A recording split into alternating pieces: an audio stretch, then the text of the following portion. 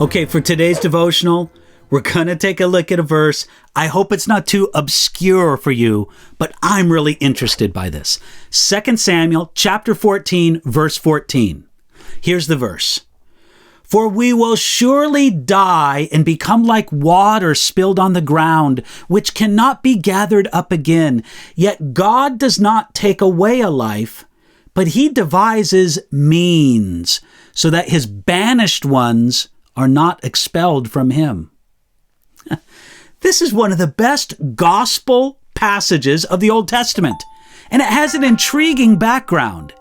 It came from the period of David's struggles with Absalom, his most ambitious and most difficult son.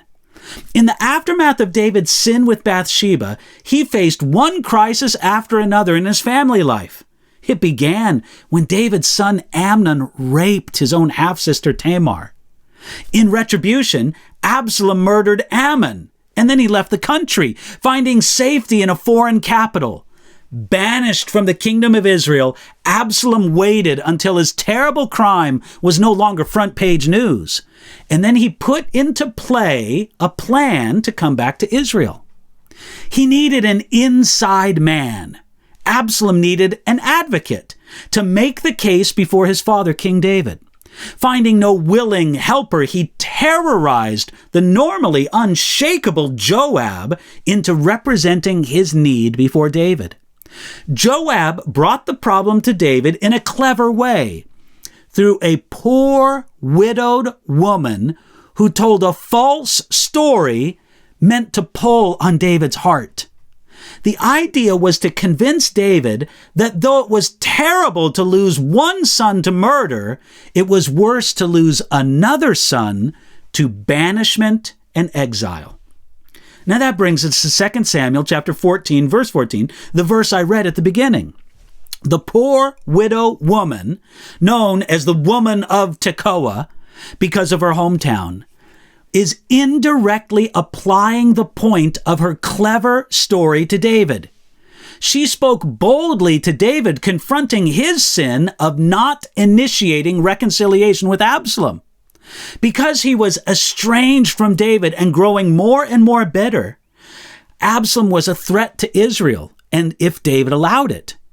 Her plea for urgency made 2 points. Number one, she said this: we will surely die and become like water spilled on the ground. Those are tough words, but the woman of Tekoa spoke wisely to David about the urgency of reconciliation. It's as if she said this: David, we all die, and then the opportunity for reconciliation is over. Do it now. When someone dies and the survivors have unresolved matters with the deceased, they wish they would have listened to the woman of Tekoa's advice. But then her second point was even more compelling. She told David this: but he devises means so that his banished ones are not expelled from him. This is what the woman of Tekoa meant. Find a way to do it, David. God finds a way to bring us back to himself. Now, it's true. God finds a way to bring us back to himself, but not at the expense of justice. God reconciles us to him by satisfying justice, not by ignoring justice. This is the background to one of the best gospel texts in the whole Old Testament. If we are under the chastening of God, we may feel like we are his banished ones.